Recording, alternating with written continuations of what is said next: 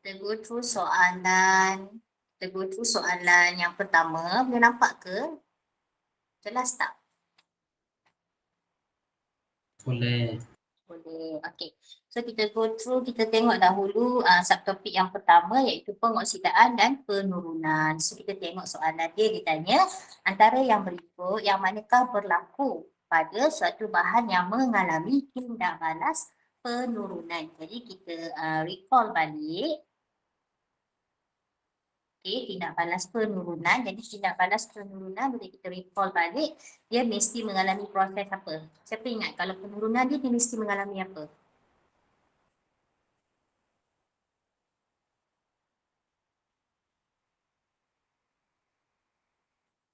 Okay, kalau penurunan dia mesti ada apa? Apa kriteria ciri-ciri tindak balas penurunan? Penambahan apa? Penambahan hidrogen dan elektron. Betul tak? And then lagi satu, pengurangan ataupun kehilangan.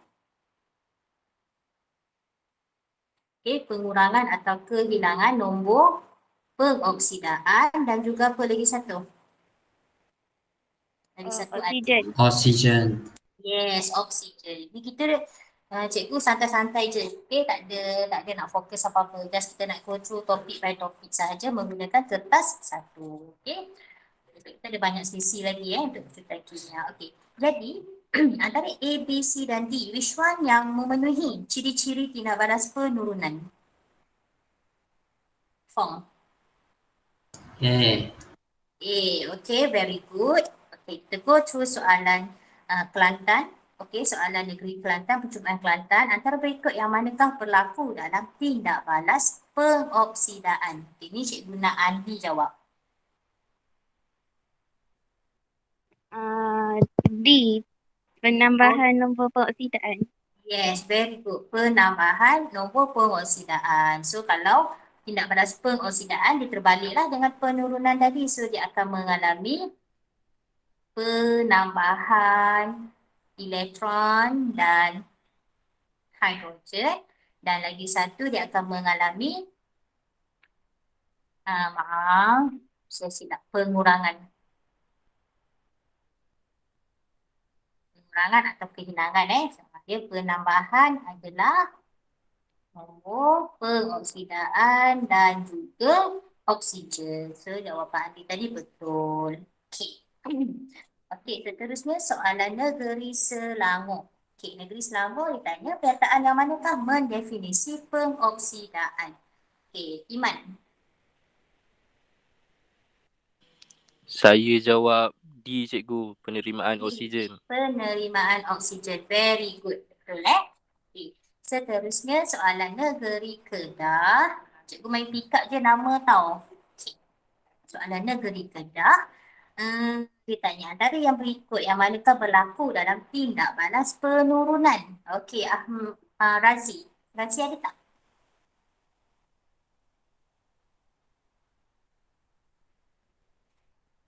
Okay, Razi mungkin tak line tak clear. Nazmi, Alif Nazmi ada? Caweni? Penambahan elektron. Penambahan elektron. Very good. Betul. Okey, soalan Terengganu. Okey, Terengganu ejen penurunan. So kena hafal ejen penurunan dan juga ejen pengoksidaan. So which one is ejen penurunan? Dania. A. Kalium iodida. Kalium iodida. Okey, kalium iodida. Okey, betul. Kalium iodida. Okey, soalan Kelantan. Saya laju sangat ke? Kan? Okay, so cikgu harap kita boleh buat interaksi dua hala lah. Okay. So soalan Kelantan, soalan yang ke-10, antara yang berikut yang manakah merupakan tindak balas redox? So which one is tindak balas redox? Kia. B ke cikgu? Okay, apa tadi jawapan dia? B. tindak balas asid ke atas latex. Asid ke atas latex redox ke?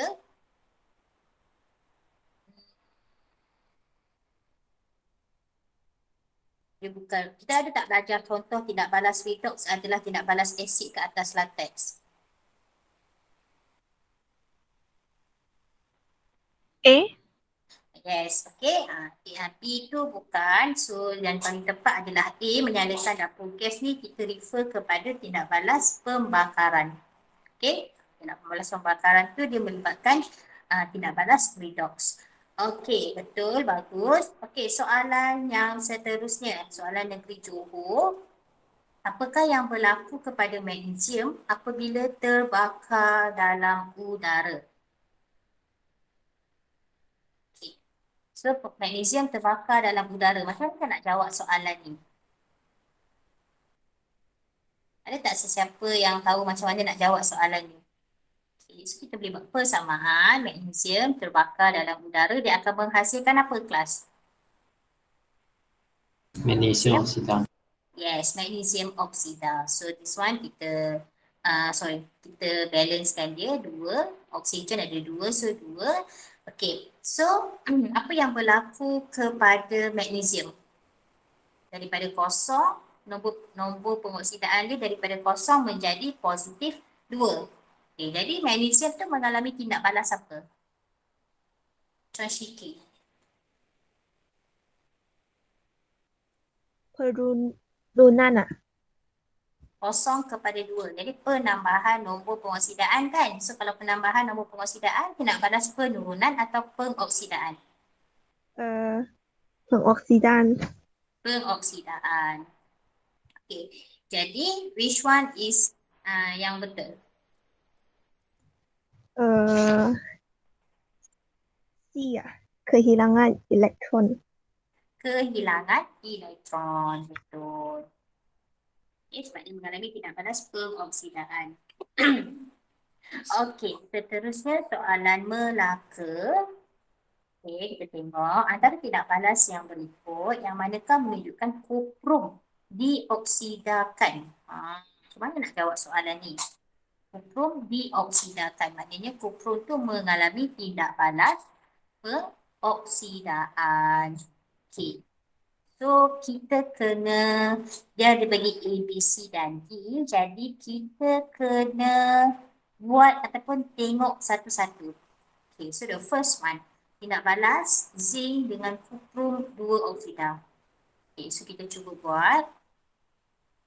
So, dia akan menghasilkan zinc oksida tambah kuprum.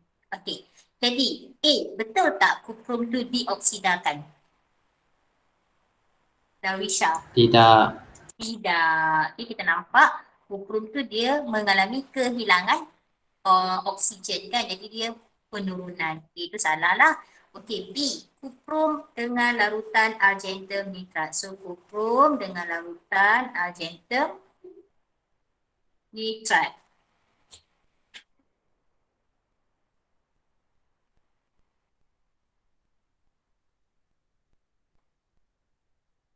Okay, dia akan hasilkan kuprum nitrat dan juga logam argentum. Adakah kuprum dioksidakan? Nampak tak? Daripada kosong menjadi positif 2. Kan? Okey, jadi nampak penambahan nombor pengoksidaan. Jadi dia mengalami pengoksidaan ke penurunan? Pengoksidaan. Pengoksidaan. Jadi P adalah jawapannya. So kita cek juga C. Elektrolisis larutan kuprum sulfat menggunakan karbon elektrod. Okey. Jadi elektrod karbon. Jadi kalau elektrolisis larutan kuprum 2 sulfat menggunakan elektrod karbon, kuprum tu dioksidakan ke diturunkan, kamu rasa? Kita nak tengok.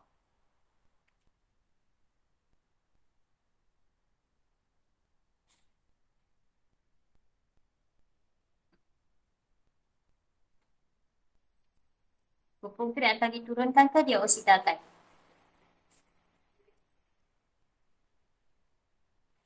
Diturunkan. Diturunkan. Okey. Okay, and then D, sel kimia yang terdiri daripada elektrod kuprum dan elektrod zinc dalam asid sulfurik cair.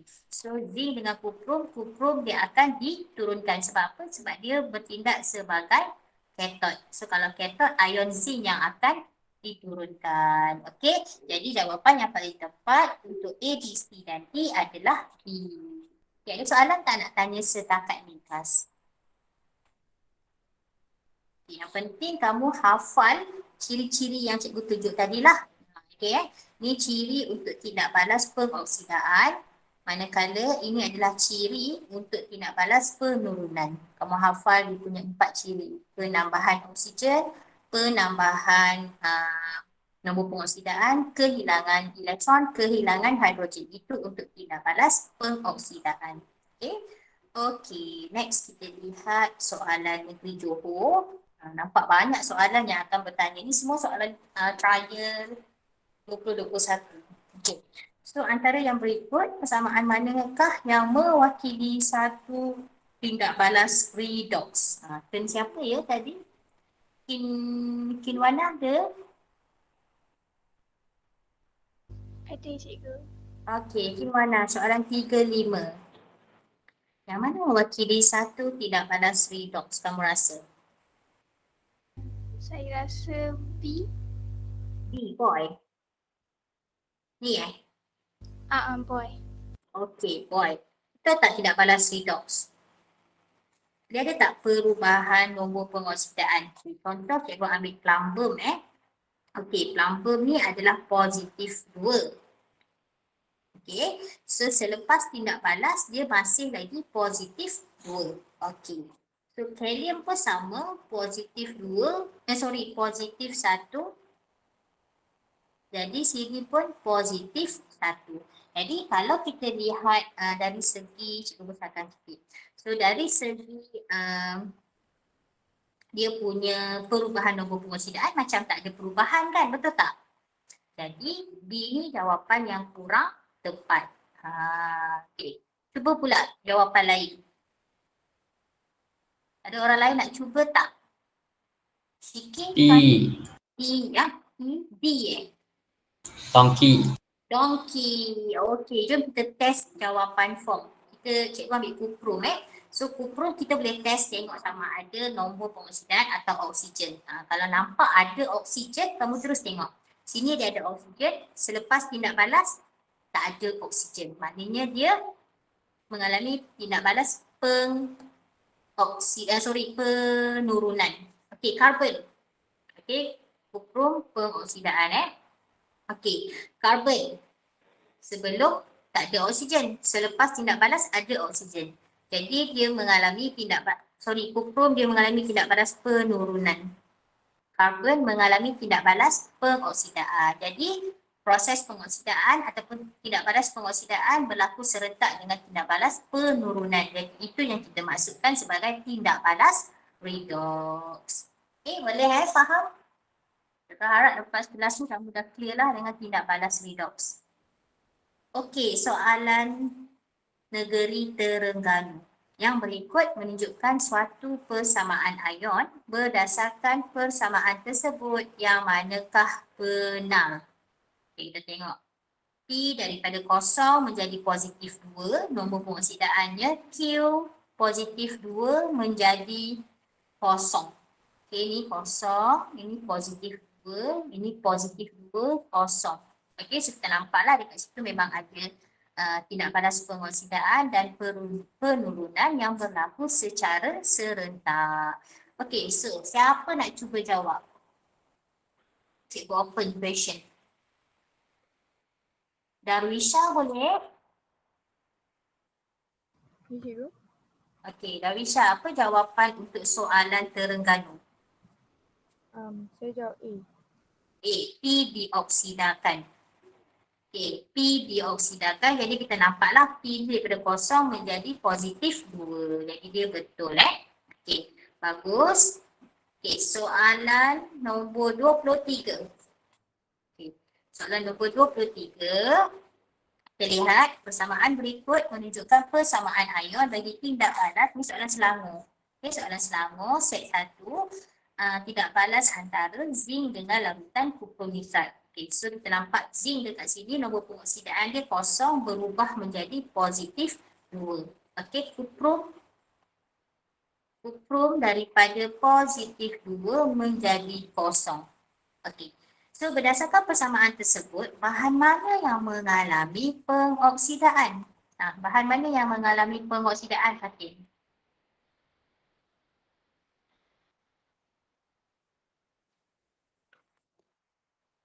Fatin boleh dengar ke suara cikgu?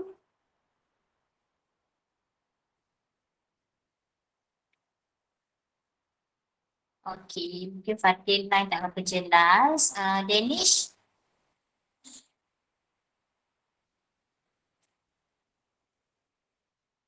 Cikgu. Okay, Danish, soalan selama set 1 ni, apakah bahan mana yang mengalami pengoksidaan? Atom zinc. Atom zinc. Okey, kenapa atom zinc? Sebab nombor pengoksidaan zinc bertambah kan, daripada kosong menjadi positif 2. Okey. Seterusnya. Okey. So, Cikgu, ya, saya nak tanya soalan tadi yang atas tu boleh ke? boleh. Which one? Terengganu. Soalan, betul. Nak tanya kenapa option B tu salah? Option P kenapa salah? Sebab P2+, okey ni P2+ ni dia kata ejen peroksidaan. Dia sebenarnya adalah ejen penurunan. Kenapa kita kata dia adalah ejen penurunan?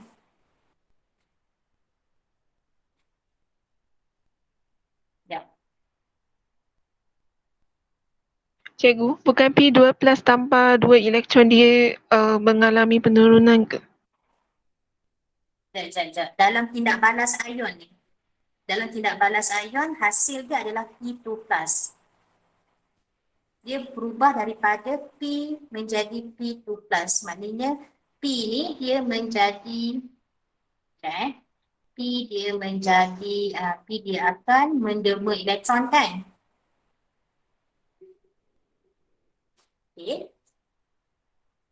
So kalau tindak balas penurunan dia, betul. Tindak balas penurunan P2+ akan terima 2 elektron kan? Betul tak? Akan jadi logam P. Tetapi dia refer kepada persamaan di atas. Jadi sebenarnya P2+ ejen pengoksidaan tu betul, tapi dia tak ada kaitan dengan persamaan ion di atas. That's why kita tak terima jawapan B. Okey ke, Chia? Okey cikgu, thank you. Okay, next.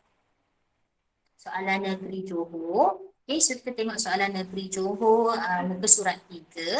Persamaan ion berikut mewakili satu tindak balas redox. So kita tengok dekat sini, zinc, atom zinc bertukar menjadi ion zinc. So daripada kosong menjadi positif 2. Manakala kuprum, ion kuprum daripada positif 2 menjadi kosong. So kita tahu zinc mengalami tindak balas pengoksidaan, manakala ion kuprum mengalami tindak balas penurunan. Okey, jadi soalan ditanya tindak balas yang manakah diwakili dengan persamaan ion yang diberikan. So kita tengok yang mana yang memenuhi persamaan ion tersebut. A, campuran zinc oksida dengan kuprum dipanaskan dengan kuat. Di larutan zinc nitrat dicampur dengan larutan kuprum nitrat. C, kepingan kuprum dicelup ke dalam zinc sulfat. Dan D, jalur zinc direndam dalam larutan kuprum 2 nitrat. Lui Wei. Macam mana nak jawab soalan ni? Tidak, cikgu. Jalur zinc tu. Jalur zinc, betul. Okey, jawapannya betul. Tapi macam mana kita nak tackle soalan macam ni? Okey, kalau saya akan buat setiap satulah dia punya persamaan.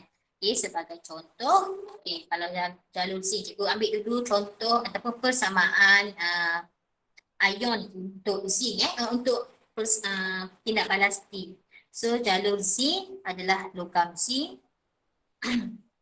bertindak balas dengan kuprum 2 nitrat. So dia akan hasilkan apa? Kita nampak kuprum ni dia kurang elektropositif. Jadi dia akan disesarkan, zinc akan menyesarkan kuprum lah. So kita akan dapat. Okay. So sama tak dengan persamaan ion yang diberikan dalam soalan? Itu samalah kan? Okay. Kenapa dia tak pilih A, B atau C? Okay. A. Sebut zinc oksida. So zinc dengan kuprum. So awal-awal pun kita dah nampak zinc oksida. So padahal dalam persamaan yang atas ni logam zinc. Okay, so A kita tak terima. B, larutan zinc nitrat. Sama juga zinc nitrat. So ion dekat situ, bukannya atom. Bertindak balas dengan larutan kuprum 2 nitrat. Ini pun salah. Okey, C, kenapa kita tak terima? Kuprum tambah zinc sulfat. So kita tak terima sebab persamaan kita tadi kuprum mesti ion, zinc mesti dalam keadaan atom. Okey, boleh Ada soalan nak tanya ke? Okay, kalau ada nanti tanya je belum mencelah cikgu open. Sekejap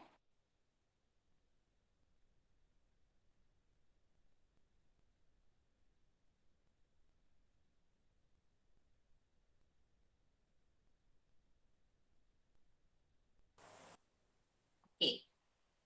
Now kita lihat soalan negeri 9.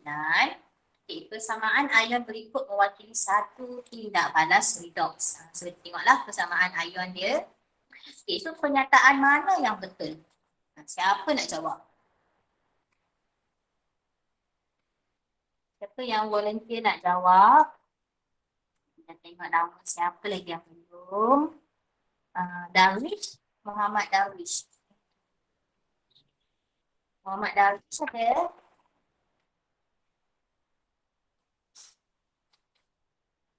Okay, mungkin line Darwish tak okey. Iman dah jawab ke?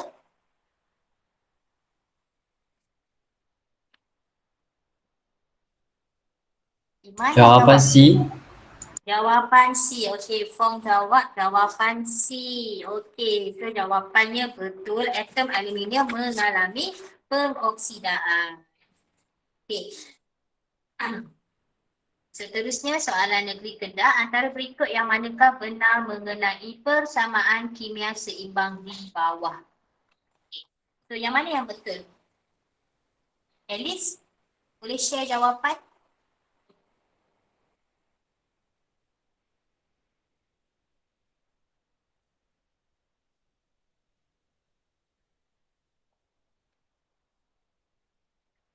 Okay. Amira Syahira?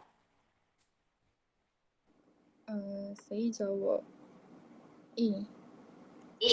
Okay. Hidrogen sulfida mengalami pengoksidaan. Okay, kita tengok hidrogen sulfida mengalami pengoksidaan dengan kehilangan hidrogen. So selepas tindak balas dia menjadi, ni cikgu rasa dia tertinggal anak panah sama dengan dia menjadi sulfur. Okay, jadi jawapan A paling tepat. Kalau kita tengok B, bromin alami pengoksidaan dengan kehilangan hidrogen. Macam tak logik lah kehilangan hidrogen ni. Sebab selepas persamaan kita nampak, selepas tindak balas, kita nampak dia membentuk hidrogen bromida. Okay. Okay, so seterusnya kita lihat soalan negeri Johor. Okay, soalan negeri Johor jadual 4 menunjukkan tindak balas kimia dan pemerhatian. So kita dapati tindak balas kimia dia gas hidrogen sulfida dicampur dengan gas klorin Cl2. Okay, manakala pemerhatian pepejal kuning terbentuk. So pepejal kuning ini apa kamu rasa kelas? Hidrogen sulfida tambah dengan klorin. So rasa-rasa pepejal kuning ni apa? Pepejal kuning ni adalah sulfur. Okey, sebab dia akan membentuk sulfur dan juga aksid hidroklorik.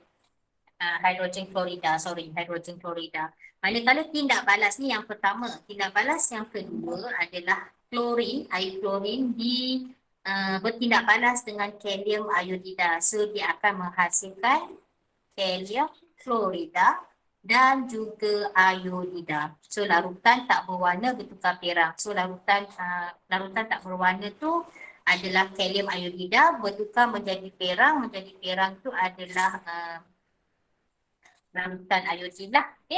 Okey, so antara yang berikut, yang manakah benar tentang gas hidrogen sulfida dan juga air klorin? Okay, which one kamu rasa jawapan yang tepat? Alia Adi. Farhan. Apa? Adi. Donkey. Okay, so hidrogen sulfida mengalami pengoksidaan. Saya kecilkan sedikit supaya kita dapat lihat full jawapan. Okay, mengalami pengoksidaan. Kenapa mengalami pengoksidaan? Sebab kita nampak dia daripada hidrogen sulfida bertukar menjadi sulfur. So dia mengalami kehilangan hidrogen. Jadi of course lah dia mengalami tindak balas pengoksidaan. Manakala klorin. Klorin daripada kalau tak ada oksigen, tak ada hidrogen, kita lihat nombor pengoksidaan. So nombor pengoksidaan kosong.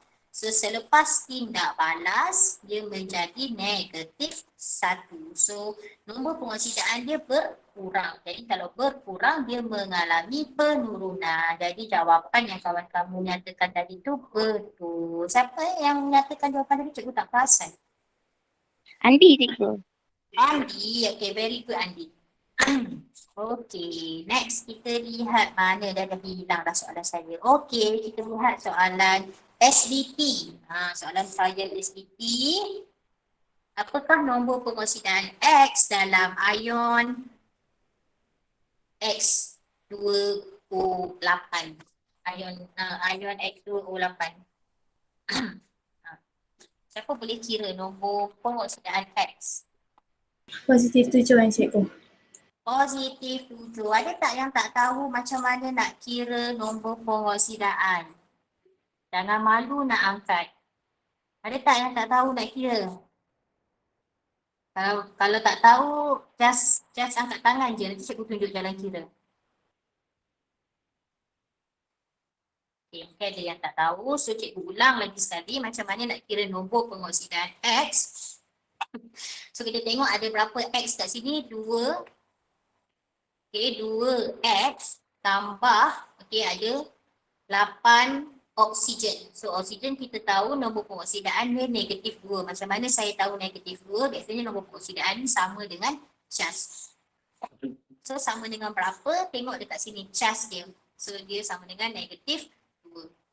So, 2X tolak 16 sama dengan negatif 2. Okay, jadi selesaikan sahaja persamaan ni sama dengan 14. Jadi X sama dengan positif 7. Okay, itu cara kita nak kira nombor pengoksidaan untuk mereka yang tidak tahu. Saya rasa ada lagi ni yang tak tahu macam mana nak kira nombor pengoksidaan. Okey, soalan selama set 1. Apakah nombor pengoksidaan bagi karbon dioksida? Sebatian pula molekul karbon dioksida ni, apa nombor pengoksidaan dia? Siapa tahu? Kosong cikgu. Kosong, very good. Okay, kalau dia molekul dia mesti kosong. Kalau dia ion, tengoklah dia charge berapa. Okey, seterusnya soalan kelantan. Persamaan ion berikut menunjukkan tindak balas antara zinc dengan asid. Apakah perubahan nombor pengoksidaan bagi hidrogen? So hidrogen kat sini So sebelum positif 1, kosong. So jawapannya adalah cikgu dah terjawab pula. Seronok sangat jawab soalan. Saya pula yang dah terjawab. Okey, so jawapannya adalah C, iaitu positif 1 kepada kosong. Okey, seterusnya soalan nombor 32. Okey, nombor 32 ni tentang penyesaran logam. So, jadual 3 menunjukkan susunan radas dan pemerhatian untuk mengkaji eksperimen penyesaran logam daripada larutan garamnya. So, pemerhatian kita nampak larutan warna biru, larutan X nitrat menjadi budak. Kepingan plumbum menjadi nipis. Okey. So, saya nak tanya kamu, siapa boleh buat persamaan kimia untuk tindak balas penyesaran logam ini. Ada tak yang boleh tulis? So, sorry, pemerhatian yang terakhir, pepecah perang terenak. Pepecah perang terenak ni rasa-rasa pepecah apa? Kuprum.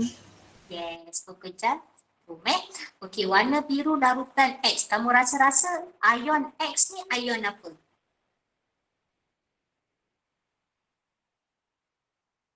Kuprum 2. Yes, okay, ion kuprum 2. Okey.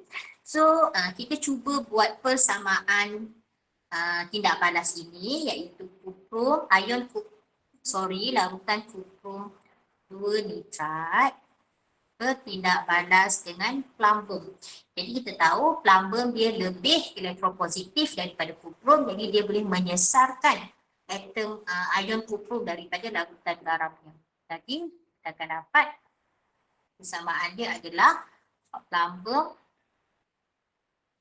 2 nitrat tambah kuprum.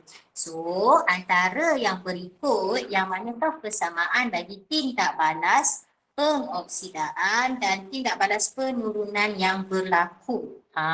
So which one jawapan dia? Siapa boleh jawab? C. Okey, C. Yang lain setuju ke dengan jawapan Fong? Betul lah kalau kita nampak kan. Okey, plumbum dia akan bertindak sebagai dia akan maksud cikgu, plumbum dia akan mendermakan elektron membentuk ion plumbum. That's why ion kuprum warna biru ni dia menjadi pudar sebab ion kuprum tu dah semakin berkurang. Kepekatan ion kuprum tu semakin berkurang. Manakala ion kuprum ni akan membentuk kuprum. That's why kita nampak pepecah kuprum ni terbentuk ataupun terenak. Lagi satu, kita boleh nampak dekat sini, kepingan plumbum menjadi nipis. Kenapa kepingan plumbum menjadi nipis? Sebab plumbum ni dah membentuk ion plumbum dengan cara mendermakan elektron. Okay, next. Soalan negeri Selangor. Okay, unsur M merupakan suatu logam dengan nombor pengoksidaan positif 1 dan boleh bertindak balas dengan oksigen untuk membentuk sebatian dengan formula M2O. Apakah unsur yang mungkin bagi M? M tu apa rasa-rasa? Dia mesti unsur kumpulan 1 dan dia boleh membentuk sebatian dengan formula M2O.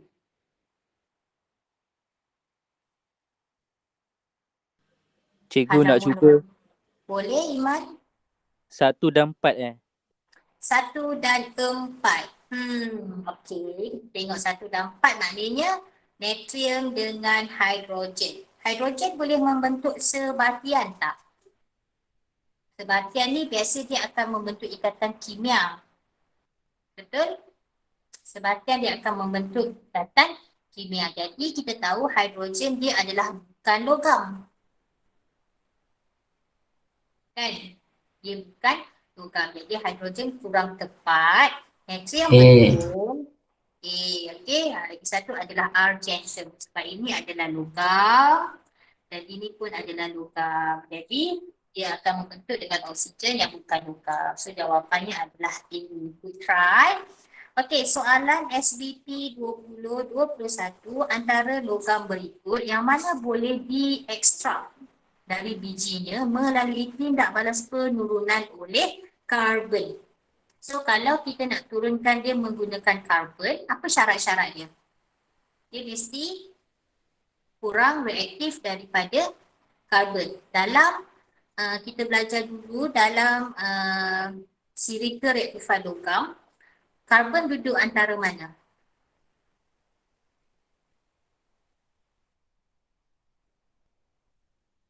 Karbon duduk kat mana? Zinc dan ferrum. Yes, antara zinc dan ferrum, betul ke? Baru nak cakap yes. Aluminium dengan zinc. Okay, macam mana nak ingat? Cikgu selalu hafal macam ni tau. Zinc ni diduduk antara A to Z. kita belajar alfabet A sampai Z kan, Z kan. So dia akan duduk dekat sini. Okay, itu karbon. So, logam yang boleh diekstrak melalui penurunan oleh karbon, logam tersebut mesti kurang reaktif dari karbon. So, yang mana yang kurang reaktif? Mercury of course dah tak kan? Okay, so antara argentum. Argentum dia wujud dalam bentuk logam atau bentuk unsur atau mineral, argentum. Unsur. Unsur, sebab dia unsur yang tidak reaktif, paling kurang reaktif ataupun tidak reaktif dengan oksigen lah. So antara natrium dengan plumbum, which one yang paling tepat? Plumbum. Plumbum. Okay, sebab natrium dia lebih reaktif daripada karbon, jadi dia tidak boleh diekstrak melalui penurunan di karbon. Kamu kalau ada soalan nak tanya, tanya tau. Kita santai-santai je sampai 4:30. Okay. Soalan, kalau nak minum air ke, nak stop ke, lain tak okey ke, nak saya ulang ke, bagi tahu je. Okay, soalan negeri Kelantan. Suatu tidak balas redox boleh diwakili oleh persamaan berikut. Okay, so ni persamaan dia, kita tengok. X2 plus 2 KBr menghasilkan 2 mol KX dan juga bromin. Okay, so unsur X ni dia berada dalam kumpulan 17. Okay, unsur X ni dia berada dalam kumpulan 17, kita tahu. So dia kata apakah yang diperhatikan jika unsur X ni digantikan dengan iodin? Rasa-rasa apa yang berlaku?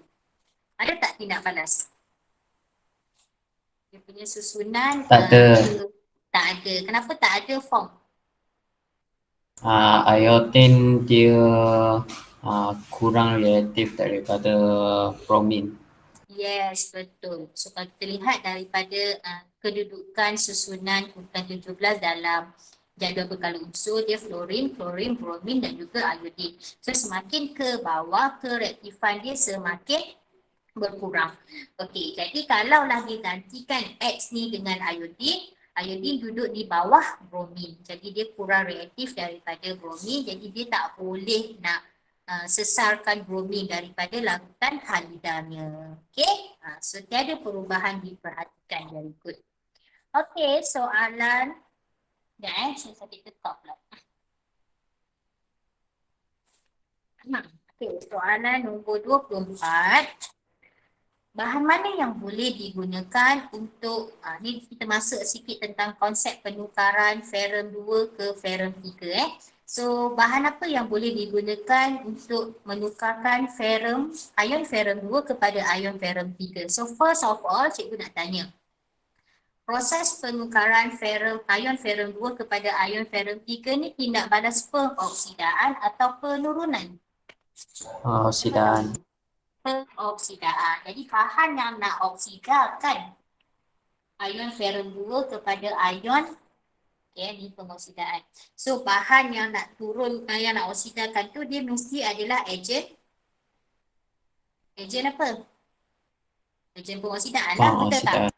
Dia mesti ejen pengoksidaan. So antara zinc, bromin, gas alfa dioksida, larutan kalium iodida, which one is ejen pengoksidaan?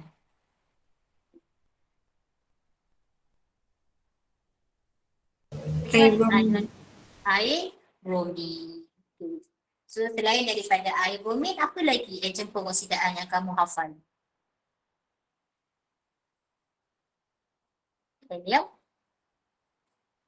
Kalium manganat kan?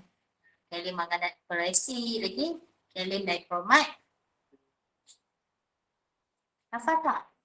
Kalium dikromat 6 berasid, kalium manganat 7 berasid. Okay, so itu adalah contoh ejen pengoksidaan yang kamu hafal lah. Okay. Okay, seterusnya soalan Melaka. Okay, so soalan Melaka kita lihat. Okay, soalan Melaka.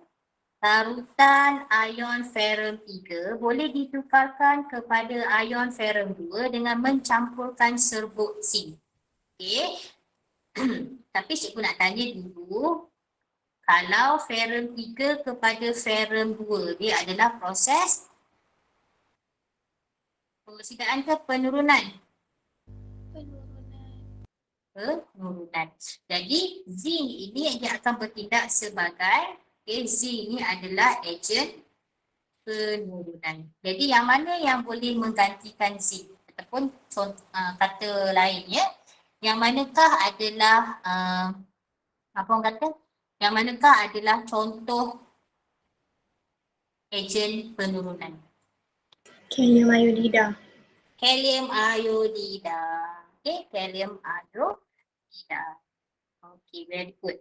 Okay, seterusnya soalan per list. Okay, Raja 3 menunjukkan susunan radar suatu eksperimen untuk mengkaji pertukaran ion ferrum 2 kepada ferrum 3. So, bahan X ni mesti ejen apa? Ejen pengoksidaan. So, mana satu ejen pengoksidaan? Air klorin cikgu. Air klorin. Okay. Lama-lama boleh hafal lah bila dah buat selalu. Okay. So, ni lagi soalan negeri 9. Masih lagi berkaitan dengan penukaran ion ferrum 2, ferrum 3. So, dia kata kat sini ion ferrum 3 dikeluarkan kepada ion ferrum 2. Jadi, bahan X ni apa? Bahan X ni mesti ejen apa? Ejen penurunan. So, which one is ejen penurunan? Mana satu ejen penurunan? Zinc. C. Soalan senang je. Okay, next kita masuk subtopik keupayaan elektron piawai. So, soalan seterusnya, soalan negeri Kedah. Jadual menunjukkan keupayaan elektron piawai bagi ion logam P, logam Q dan logam P, Q, R dan S. Merupakan bukan simbol sebenar unsur. So, dekat sini yang penting kamu kena lihat nilai elektron piawai dia ataupun nilai E0.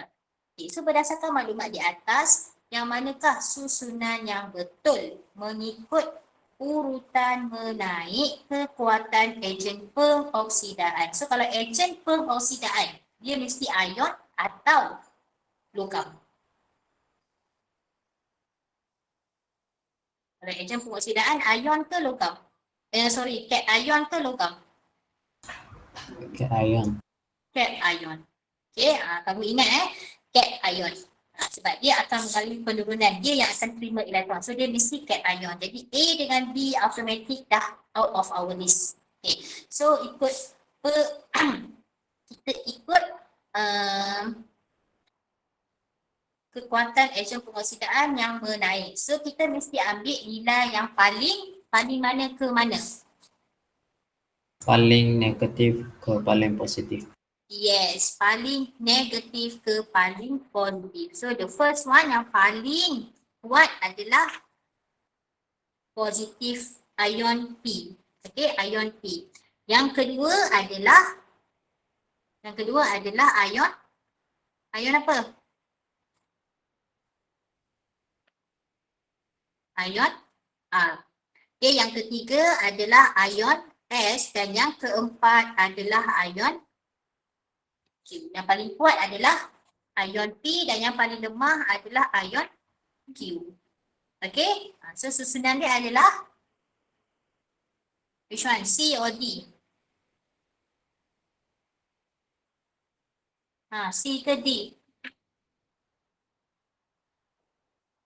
Hazamul Razak. C ke D Hazamul?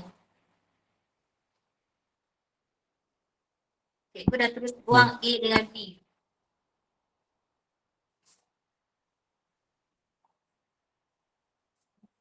Hazamul, B, C ke D?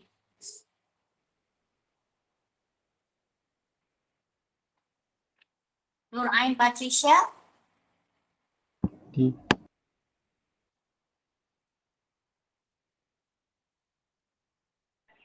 Ya, cikgu. Okay, which one the answer? Nombor soalan Kedah. Okay, soalan Kedah ni yang mana satu betul? C. Betul ke C?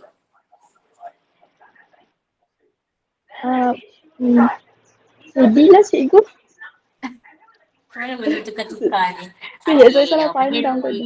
Salah pandang. Okey, maknanya kata susunan ikut urusan menaik. Maknanya yang paling lemah ke yang paling kuat lah kan? So paling negatif ke paling positif. Okey.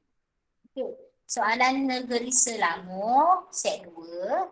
So, jadual 4 menunjukkan nilai keupayaan elektron piawai bagi argentum, cuprum, ferrum dan plumper. So, tengoklah nilai argentum 0.87, positif 0.87, cuprum, ion cuprum, cuprum positif 0.34, ferrum negatif 0.44, plumper negatif 0.13. Okey, soalan tanya, pasangan keupayaan elektron piawai yang mana digunakan sebagai sel setengah. Okey, ni soalan dia. Sel setengah untuk mendapat nilai voltan paling tinggi. So which one? Cuba kita tengok balik. So di antara yang paling tinggi antara mana? Of course antara ini argentum dengan apa?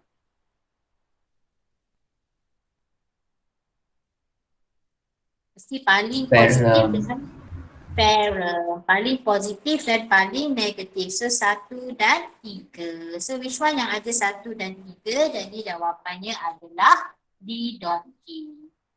Okay? Okay.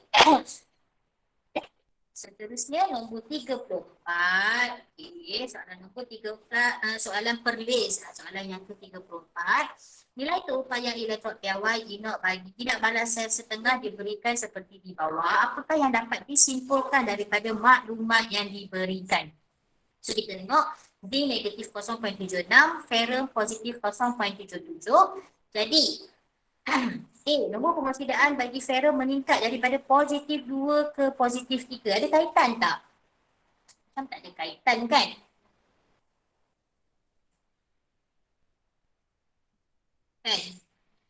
Okey, ni dia bukan penukaran. Dia bukan penukaran ferrum kepada ferrum 3. Okay. So which one is anode? Yang mana akan mengalami pengoksidaan? Zinc ke ferrum? Zinc. Okay, zinc akan mengalami pengoksidaan, ferrum akan mengalami penurunan. So zinc dia akan mendemakan elektron membentuk ion zinc. Manakala ferrum, okay, ion ferrum dia akan menerima elektron menghasilkan ion ferrum 2. So, kalau yang A ni salah lah, daripada ferrum 2 kepada ferrum 3 kan, sepatutnya 3 kepada 2. Jadi A salah. B, ion ferrum 3 bertindak sebagai ejen penurunan. Sepatutnya ejen pengoksidaan sebab dia yang mengalami penurunan. So, salah.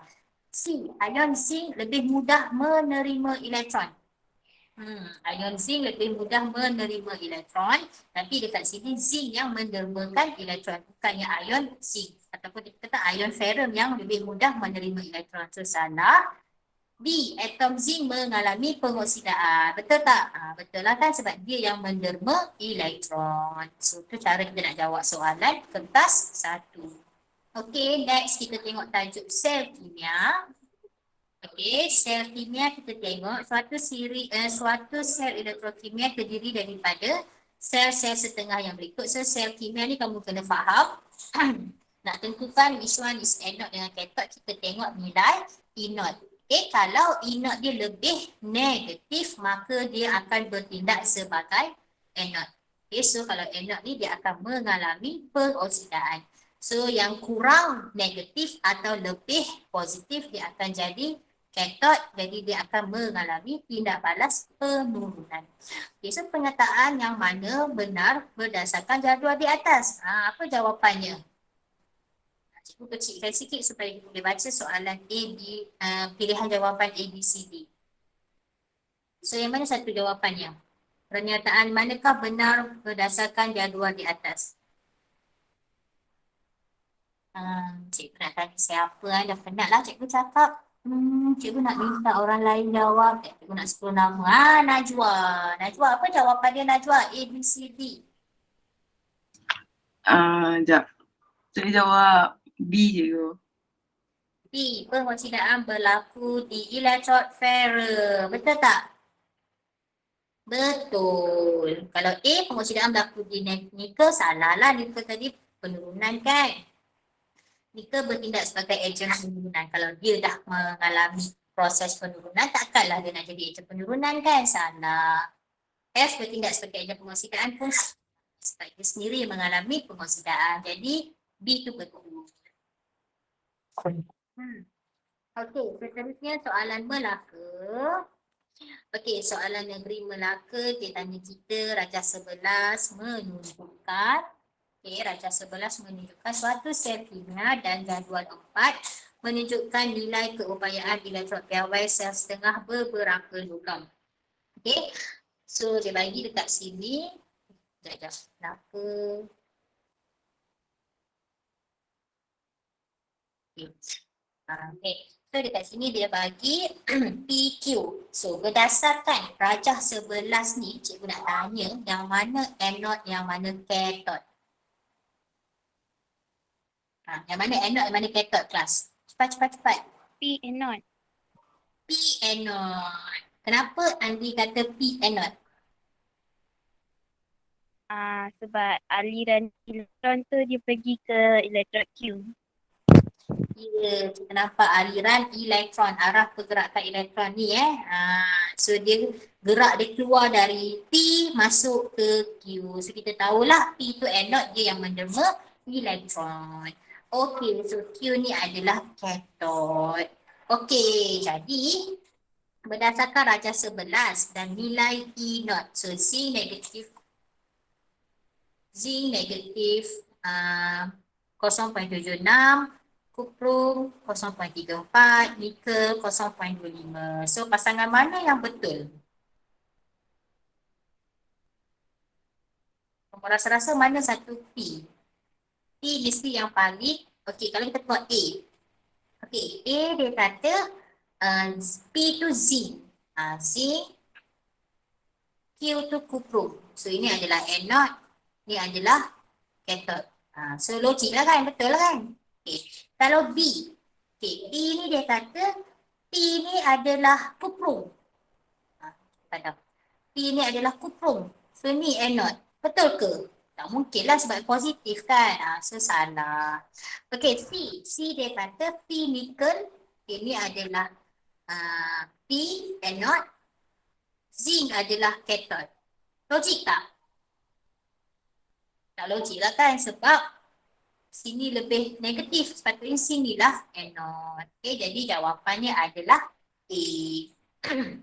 Okey, seterusnya soalan Kelantan. Cikgu laju sikit, kalau ada yang nak tanya sebab apa jawapan dia macam tu, baru saya terangkan. Kalau tak ada yang nak tanya, saya go through sahaja.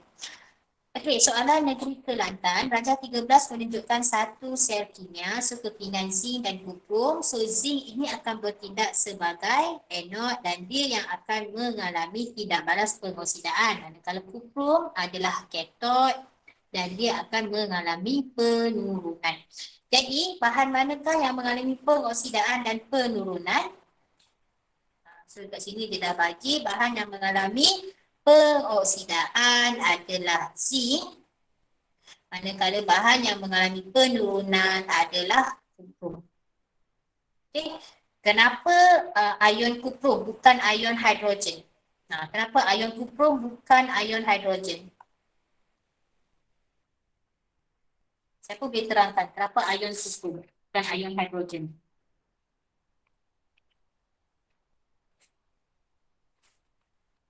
Sebab dekat sini sel kimia, lagi satu sini dia menggunakan kepingan kuprum, iaitu logam yang bersifat reaktif lah, bukan bersifat lengai kan. Jadi jawapannya adalah C.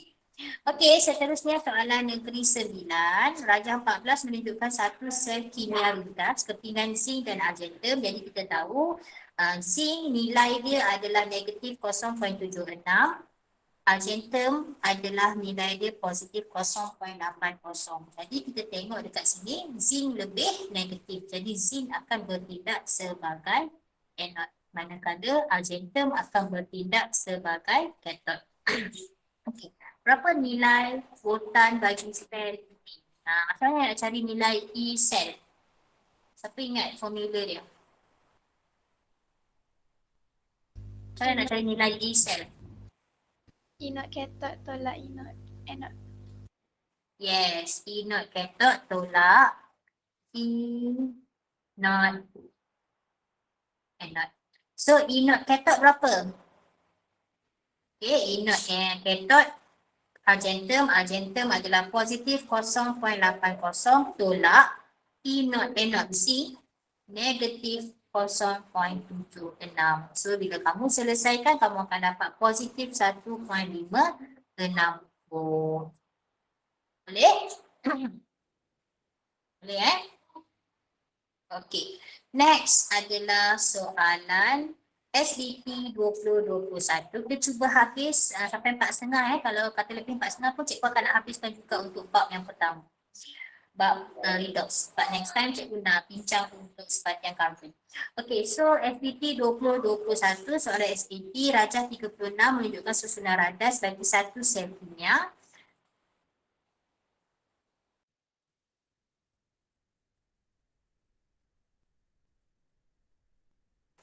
So kita tengok dekat sini jadual 36 menunjukkan nilai keupayaan elektron piawai bagi sel setengah. So untuk aluminium adalah 1.66. Okay, so yang ni dia tanya apa? So dia tanya notasi sel. So macam mana nak tulis notasi sel? Notasi sel, ingat formula dia adalah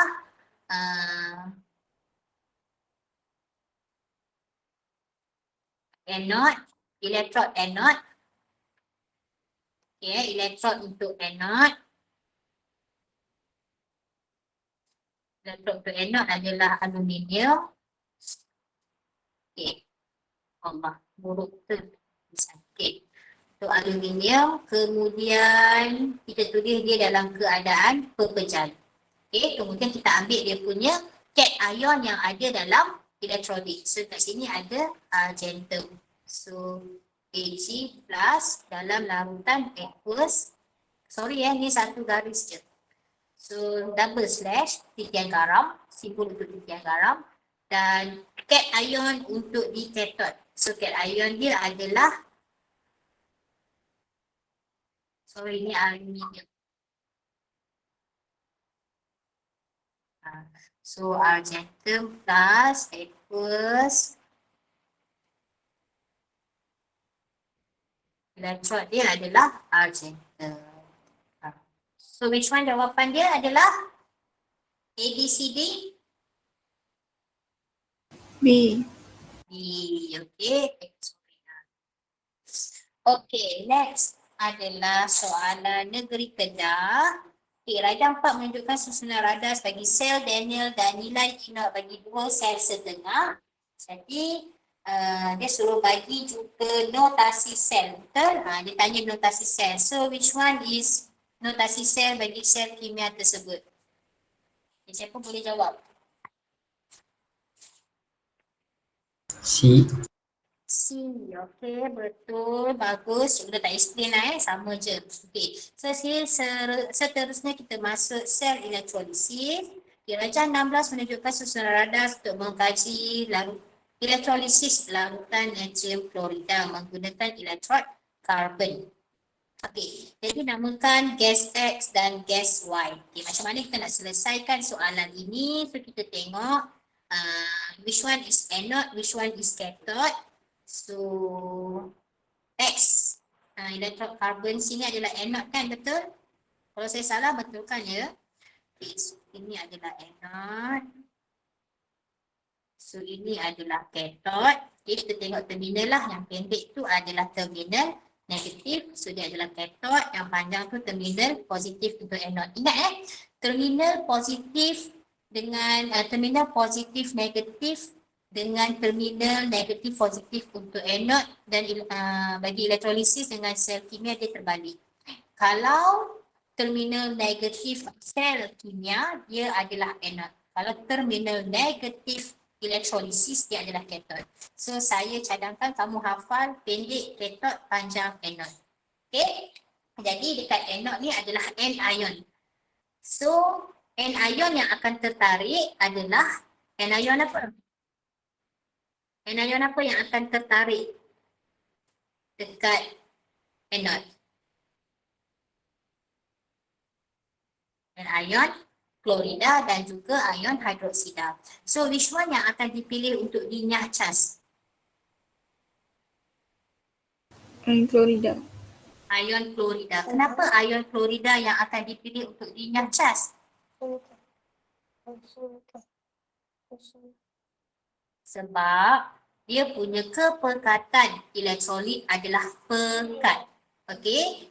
Jadi kepekatan ion klorida itu adalah pekat lebih tinggi daripada kepekatan ion hidroksida. Jadi dia yang akan dipilih untuk dinyah cas. Jadi ion klorin dia akan mendermakan elektron, dia akan bentuk apa? Dia akan membentuk molekul klorin. Ion klorida dia akan mendermakan elektron, dia akan membentuk molekul klorin.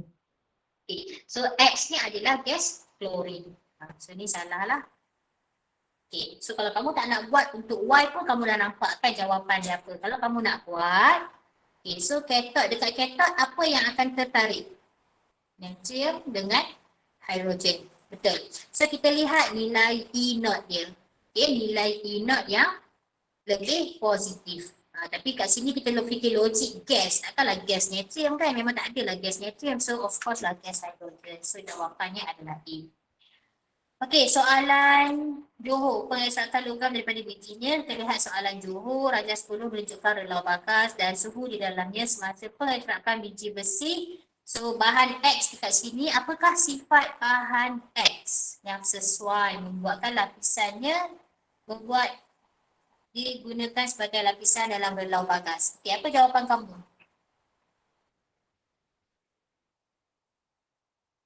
Okey, apa jawapan kamu?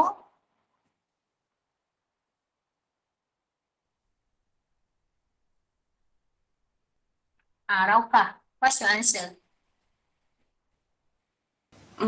A. Penebat haba. Betul, supaya kat situ kita nampak haba dia sangat tinggi, so dia sangat penting. Bahan X tu adalah bahan yang tidak mengalirkan haba. Okey, seterusnya tajuk pengaratan. Okey, dalam tajuk pengaratan ni adalah subtopik yang terakhir untuk tindak balas redox. Okey, dalam pengaratan yang penting kamu kena tahu dia punya eksperimen. Okey, eksperimen tu sangat penting. So kalau kita buat eksperimen, dia ada dua pemerhatian yang kita akan nampak. Biasanya dia akan ambil satu paku besi. Okey, satu paku besi ni. So dia akan lilitlah dengan logam lain. So kita akan lihat pemerhatian. Pemerhatian dia ada dua. Okey, sama ada pemerhatian tu dia akan menjadi warna merah jambu. Saya terang siap-siap, student saya lupa. Okey, ataupun pemerhatian lagi satu dia menjadi warna biru. Tumpukan biru tua. Okey. Tumpukan merah jambu ataupun tumpukan biru tua atau biru. So cikgu guna biru je lah. Okey, apa maksudnya kalau warna merah jambu terbentuk? Apa yang berlaku kalau merah jambu terbentuk? Okey, merah jambu ni dia menunjukkan kehadiran ion hidroksida. Okey, so merah jambu ni dia menunjukkan kehadiran ion hidroksida. Jadi inference dia kita katakan paku tersebut tidak berkarat. Okey, paku besi tak karat. Ini yang kamu kena ingat. Okey, andai katalah pemerhatian larutan dalam tabung uji tu dia menjadi warna biru. Okey, so kalau warna biru, apa yang awak kena tahu? Warna biru ni dia menunjukkan kehadiran ion apa? Ion ferrum.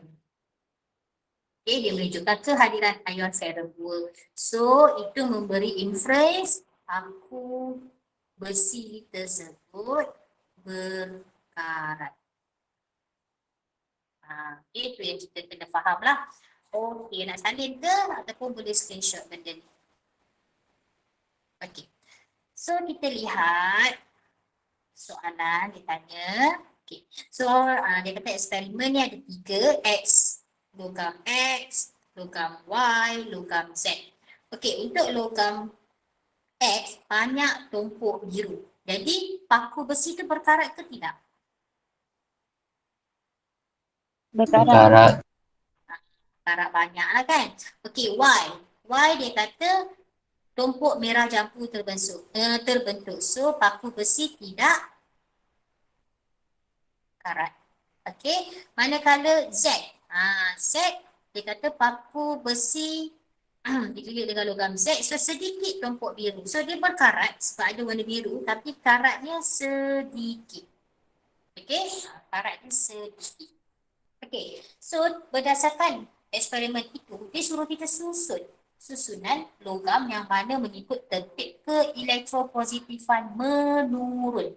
Menurun maknanya paling elektropositif ke kurang elektropositif. So, mana yang paling elektropositif? Mana paling elektropositif? So, susunan dia mesti Y, betul tak? Daripada atas ke bawah kan? Y, kemudian Ferrum. ferrum, kemudian Z dulu ke X dulu?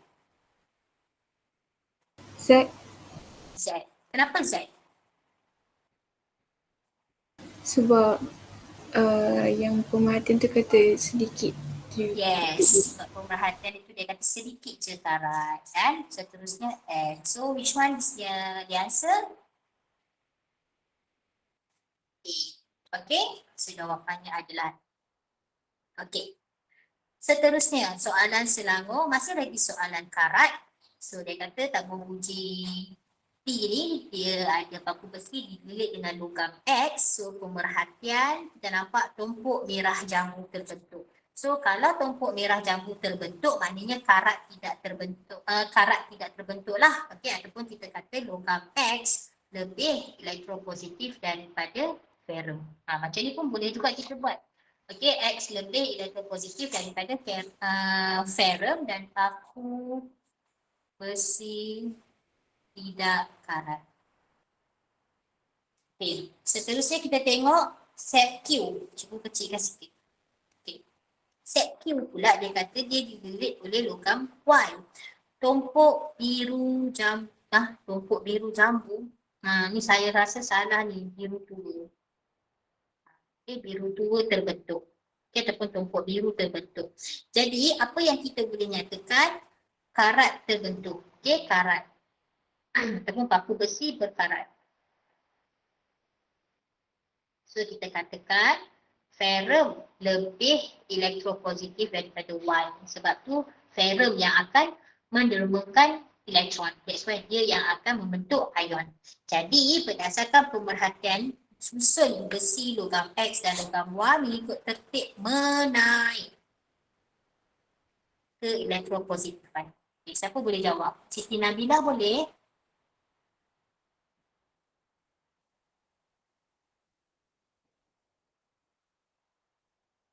Okay, Siti Nabila boleh jawab tak? Y. Lepas tu besi. Y, Ferrum. ferrum, Lepas tu X. lepas tu X. Ni menaik ke menurun? Menaik. Menaik. Okey, jadi Y besi X. So jawapannya adalah B. Betul? Okay, very good. Seterusnya soalan nombor 23. Okey. Oops. Dan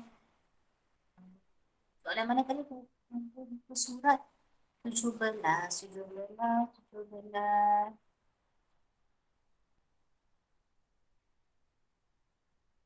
Surat 17. Okey, di surat 17. So dekat sini Rajana menunjukkan pasangan logam dalam tabung uji berlainan. So agar panas larutan hexagonal. Okey, so kat sini ferrum dengan aluminium. Kamu rasa warna apa yang terbentuk? Merah jambu ke biru? Ferrum dengan aluminium. merah jambu. Merah jambu. Okay, sebab apa? Sebab aluminium dia lebih elektropositif. Jadi dia yang akan menermakan elektron. Okey, tabung uji 2 antara ferrum dengan zinc. So, kamu rasa warna apa yang terbentuk?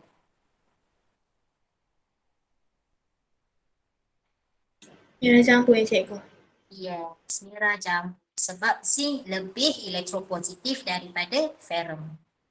Kamu jangan sebut zinc lebih reaktif tau. Dalam bab ni, kita tak belajar tentang kereaktifan logam. Kita belajar tentang menderma elektron.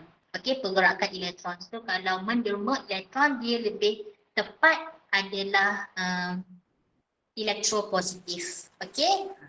Okey, merah zinc pula dah. Merah jambu. Petang ni kan. Okey, tabung uji 3. Ferrum dengan magnesium. Warna apa yang akan terbentuk? Biru ke merah jambu?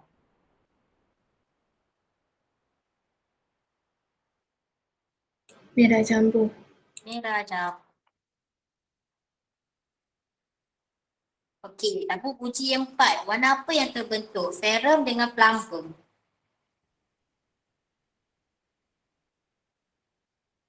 Biru. Biru. Okey, so soalan dia tanya, selepas 1 hari larutan dalam tabung uji mana yang warna biru? Tak payah tanyalah kan, tabung uji nombor 4. Okey. Kita ada lagi 2 minit. So sebahagian karbon ni kita bincang untuk next class. So saya dah bagi kan jadual. Okay, saya buka kamera tadi. So saya dah bagi jadual untuk kelas kita. So jadual kelas kita saya bagi, saya split kelas dengan Cikgu Nurul. Tapi Cikgu Nurul tak sihat. So cikgu ambil lah sekali. So cikgu tahu kita punya paper 21 hari bulan memang lambat lagi. So kalau tak ikut jadual tu, kalau kamu kata free kita nak bincang soalan kertas 1 ni sampai habis pun tak ada masalah, boleh So cikgu akan bincang topik by topik menggunakan kertas 1 supaya kita boleh go through setiap subtopik tu. Okay, so far setakat ni cikgu cadangan awal sekejap cikgu share jadual dia sekejap. Ada yang tanya saya record tak kelas ni? Saya record, nanti insyaAllah lepas kelas cikgu akan share. Mana? Cikgu nak cari cikgu punya jadual tu, jadual kelas kimia. Next kelas adalah hari Jumaat depan saya rasa.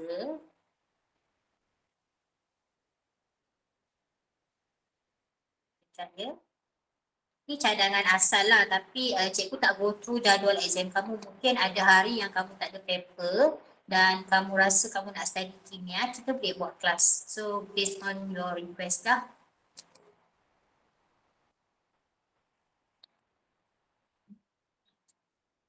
So next class kita adalah pada hari Jumaat pukul 10 sampai 11.30 pagi. So insyaAllah cikgu kalau kita drag pun lambat sikit, lama sikit, tapi target cikgu nak bincang daripada sebahagian karbon sampai habis bab 5, sampai habis tingkatan 5. Okay, hari Sabtu kita akan go through semua topik tingkatan 4 menggunakan kertas 1 punya latihan. Okay, so paling lambat cikgu akan bagi minggu depan lah. Minggu depan hari apa yang ada celah semua supaya cikgu boleh bagi latihan tu minggu depan. Minggu depan hari Isnin, kamu ada pendidikan Islam. Isnin cikgu rasa macam tak sempat pun nak photo state. Selasa, hari Khamis boleh tak cikgu bagi kertas tingkatan 4 tu hari Khamis untuk yang nak ambil hard copy. So hari Khamis cikgu akan bagi kamu ada paper maths. Paper maths kamu sampai pukul 1. So nanti habis je paper maths tu, cikgu akan letak latihan tu dekat mana? Nanti cikgu maklumkan lah cikgu letak dekat mana. Okay, so cikgu akan bagi kamu latihan tu hari Khamis. Cikgu akan photo state. So nanti bagi tahu siapa yang perlukan latihan kertas 1 untuk bab 4. So planning saya hari ni kita dah bincang untuk Evidox. 11 hari bulan kita cuba habiskan semua lagi 4 bab untuk tingkatan 5. 12 hari bulan kita cuba bincang untuk tingkatan 4.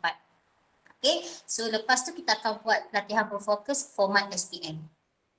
So setakat ni je kelas cikgu. Kita jumpa lagi pada minggu hadapan. Tapi pagi ya, minggu depan. Okay, bye semua. Assalamualaikum. Thank you join kelas hari ni. Terima kasih Terima cikgu. kasih, cikgu. Thank you, Jeko. Thank you. Terima kasih cikgu.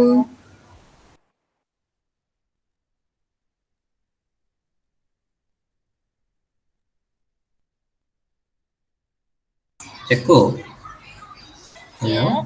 Ya, Kong. Saya boleh ambil nombor Jeko tak? Nombor saya boleh 019 019 575 575 0526. 0526. Thank you, Jeko. Welcome. Bye-bye. Bye, Jeko.